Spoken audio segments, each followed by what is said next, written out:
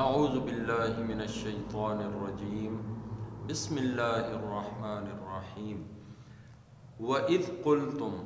اور جب تم نے کہا یا موسیٰ اے موسیٰ لن نصبر ہرگز ہم سے صبر نہیں ہوتا علی طعام واحد ایک کھانے پر فادعوا پس آپ دعا کیجئے لنا ہمارے لیے ربک اپنے رب سے یخرج کہ وہ نکالے لنا ہمارے لیے مما اس میں سے جو تنبت الارض اگاتی ہے زمین من بقلہا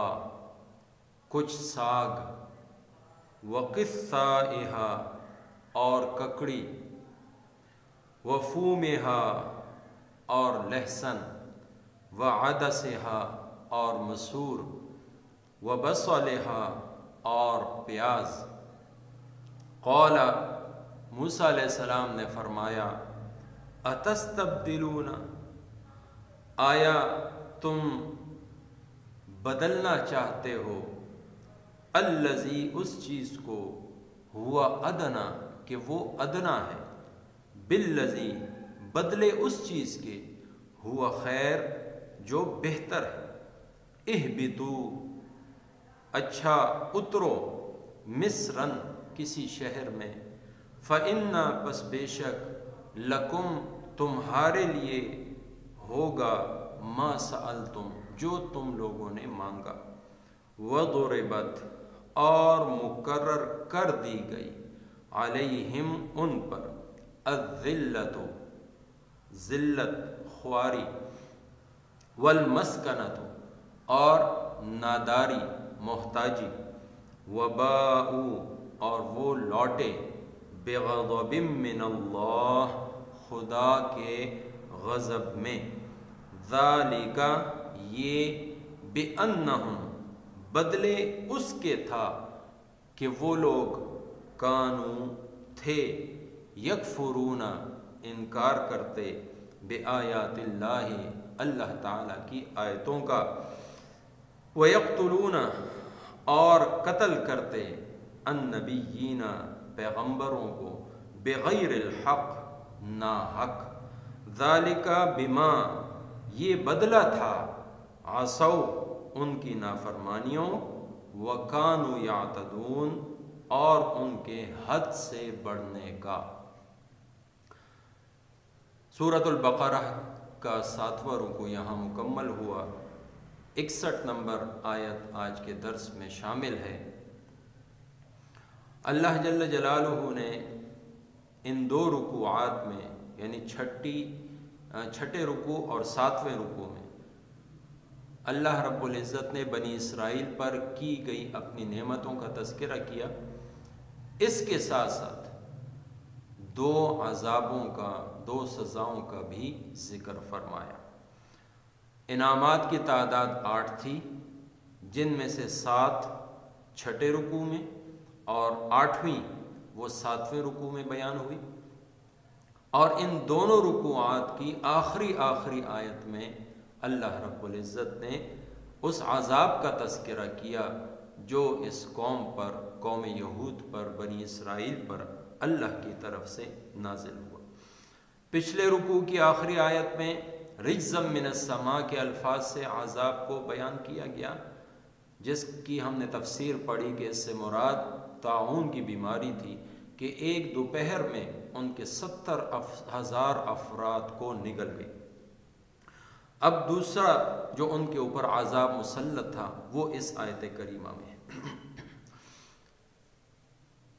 موسیٰ علیہ السلام اپنی قوم سمیت وادی طے میں موجود، وہاں پر اللہ تعالیٰ نے انعامات مختلف انداز میں کیے، بادلوں کا سائبان بھی موجود ہے، پانی چشموں کا موجود ہے، کھانے پینے کے لیے اللہ رب العزت نے آسمان سے غذا اتاری، من اور سلوہ ان کو عطا ہوا، محنت مشقت وغیرہ سے ان کو چھٹکارا، اور ان کے تن بدن پر کپڑے اللہ جل جلالہ نے ایسی ان کے لیے ایک سہولت دی کہ نہ وہ میلے ہوتے، نہ وہ خراب ہوتے، نہ پھٹتے، بلکہ بچے کے ساتھ ساتھ وہ بھی بڑھتے رہتے۔ ان سب چیزوں کے بدلے میں ایک چیز کی ان سے طلب تھی، وہ اللہ رب العزت کی عبادت۔ زمین میں اللہ رب العزت کی تابعداری کرو، اس کے احکامات کو مانو اور نافرمانی کر کے فسادی مت بنو۔ چنانچہ اس آیت کریمہ میں اللہ رب العزت نے اس واقعے کو ارشاد فرمایا کہ اسی میدان طیب کے اندر یہ موجود ہیں، اور انہوں نے کیا کیا؟ موسیٰ علیہ السلام سے کہا کہ ہم سے اس ایک کھانے پر صبر نہیں ہوتا، کتنا عرصہ گزر چکا ہے، وہی من و سلوہ اور یہ چشمے کا ہم پانی پی رہے ہیں۔ تو اپنے رب سے دعا کیجیے کہ اللہ تعالی ہمارے اوپر رحم فرمائے، ہمارے اوپر مزید نعمتیں اور وہ احسانات فرمائے کہ جو مصر کی زمین میں ہم کھاتے پیتے تھے وہی چیزیں ہمیں عطا فرمائے۔ یہاں پر انہوں نے کہا کہ فَادْعُ لَنَا رَبَّكَ، اپنے رب سے دعا کیجیے، حالانکہ کہنا یہ چاہیے تھا کہ ہمارے رب سے دعا کیجیے۔ ایک مسئلہ تو یہاں سے یہ ظاہر ہوتا ہے کہ کوئی بھی بزرگ نیک آدمی اس سے دعا کرانا جائز ہے، بلکہ اس کی قبولیت کے زیادہ چانسز ہیں۔ جس طرح انہوں نے موسیٰ علیہ السلام سے گزارش کی، تو ہر دور میں اللہ رب العزت کے جو نیک بندے ہیں ان کے پاس دعا کی درخواست لے کر جانا اور ان سے دعا کروانا بالکل جائز ہے اور بالکل ٹھیک ہے۔ انہوں نے موسیٰ علیہ السلام سے کیا کہا کہ دیکھیں، ہم وہاں پر ساگ کھایا کرتے تھے، سبزی کھایا کرتے تھے، ترکاریاں کھایا کرتے تھے، وہاں پر ککڑی ہوتی تھی، وہاں پر گیہوں یا گندم یا غلے اور اناج، یا اس کا معنی لہسن سے بھی کیا گیا ہے۔ تو ابن مسعود رضی اللہ تعالیٰ عنہ اور ابن عباس رضی اللہ تعالیٰ عنہ سے جو روایت ابن کثیر نے لی ہے، تو ایک جو ابن مسعود رضی اللہ تعالیٰ عنہ فرماتے ہیں وہ ہے کہ فوم، یہ اصل میں ثوم کے معنی پر میں ہے، یعنی جو جسے ہم لہسن کہتے ہیں، اور ابن عباس رضی اللہ تعالیٰ عنہ کی تفسیر میں اس کا جو معنی کیا گیا ہے وہ گیہوں کا کیا گیا ہے، یعنی اناج اور غلہ۔ اور اسی طریقے سے دالوں میں انہوں نے مسور کا تذکرہ کیا، اور اسی طریقے سے زمین سے اگنے والی ایک اور چیز یعنی پیاز کا تذکرہ کیا، یعنی ہمیں وہ زمینی پیداوار چاہیے جو زمین اگاتی ہے، ہمیں وہ چیزیں چاہیے۔ تو موسیٰ علیہ السلام نے بڑی حیرت کا اظہار کیا، تعجب کا اظہار کیا کہ دیکھو تم عجیب لوگ ہو، کرنا تو یہ چاہیے تھا کہ اس پر صبر شکر کرتے اور اللہ رب العزت کا احسان مانتے کہ اللہ تعالی ہمیں بیٹھے بٹھائے جنت کی چیزیں کھلا رہے ہیں، لیکن تم اس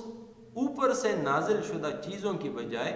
زمین کی پیداوار مانگ رہے ہو،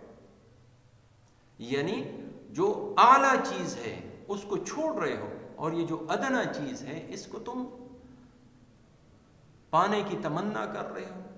اس کو تم مانگ رہے ہو۔ اتستبدلون الذی هو ادنی بالذی هو خیر، یعنی جو چیز اعلیٰ ہے اس کو تم چھوڑ رہے ہو اور جو ادنا ہے اس کو تم مانگ رہے ہو۔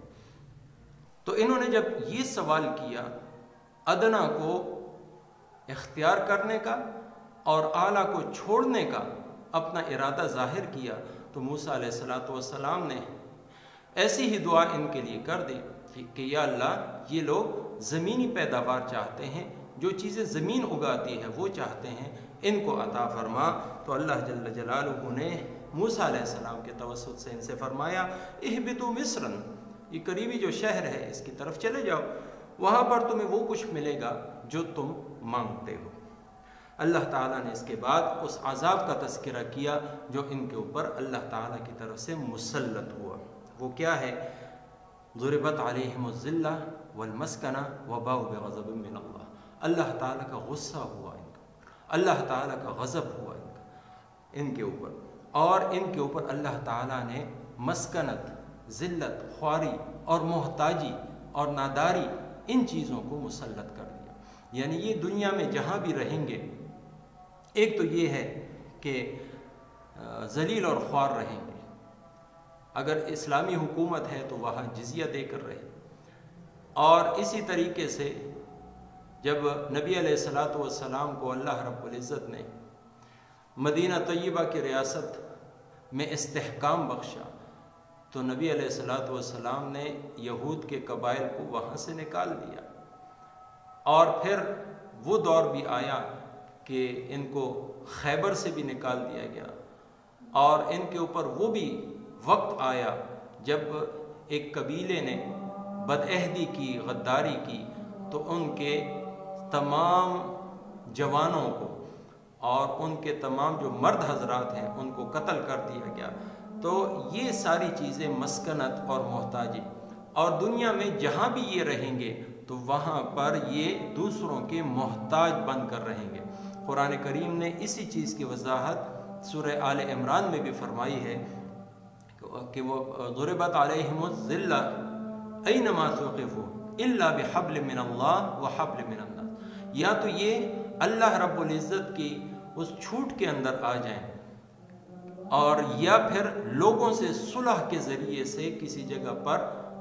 تھوڑا بہت استحکام پکڑ لیں، تو یہ دونوں چیزیں تو ممکن ہیں، لیکن عمومی طور پر بحیثیت قوم ان کے اوپر فقر، ان کے اوپر محتاجی اور ناداری، ذلت اور خواری یہ مسلط رہے گی۔ یعنی اگر آپ دیکھیں تو اس وقت سب سے قدیم مذہب وہ یہودیت ہے، لیکن اس وقت دنیا میں سب سے کم تعداد ان کی ہے۔ مسلمانوں کی تعداد اربوں میں ہے، عیسائیوں کی تعداد بے تحاشا ہے۔ تو ان کے اوپر یہ اللہ کی طرف سے ایک غضب اور سزا ہے۔ اور پھر پوری دنیا میں کتنی عیسائی سٹیٹس ہیں، کتنی مسلمان سٹیٹس ہیں، لیکن یہودیوں کی ایک ناجائز ریاست ہے، اور وہ بھی برطانیہ اور امریکہ کے مرہون منت ہے۔ تو اس لیے اللہ تعالیٰ کی طرف سے ان کے اوپر ذلت اور مسکنت اور غصہ یہ سزا کے طور پر تا قیامت مسلط رہے گا۔ اور وجہ کیا ہے؟ ایک بات تو یہ کانوا یکفرون بآیات اللہ، اللہ تعالیٰ کی آیتوں کا انکار، یعنی اللہ تعالیٰ نے جو معجزات اپنے پیغمبروں کو دیے ان کا انکار، یا اللہ تعالیٰ نے تورات کی جو آیات ان کی طرف بھیجی تھیں ان کا انکار کرتے تھے۔ اور دوسرا یہ ہے یقتلون النبیین، یہ ان کے اندر بہت بڑا مرض تھا کہ انہوں نے پیغمبروں کو قتل کیا۔ یعنی یہاں تک آیا ہے ایک روایت میں کہ انہوں نے ایک ہی دن میں 43 انبیاء کو اور 70 صلحاء کو شہید کیا، اور فرمایا کہ بغیر الحق، پیغمبر کا قتل تو ویسے ہی ناحق ہے، بغیر الحق کے الفاظ لا کر صرف تاکید مقصود ہے، اس لیے کہ پیغمبر وہ تو حق پر ہوتا ہے، اگر اس کو کوئی قتل کرتا ہے، شہید کرتا ہے، تو اس نے برا فعل کیا۔ اسی لیے نبی علیہ الصلوۃ والسلام نے فرمایا کہ قیامت کے دن سب سے شدید عذاب اس شخص کو ہوگا جس نے کسی پیغمبر کو قتل کیا یا کسی پیغمبر کے ہاتھوں وہ مارا گیا،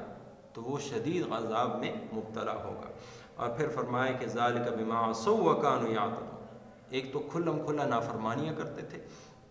دوسرے اللہ رب العزت نے جو حدیں مقرر کی تھیں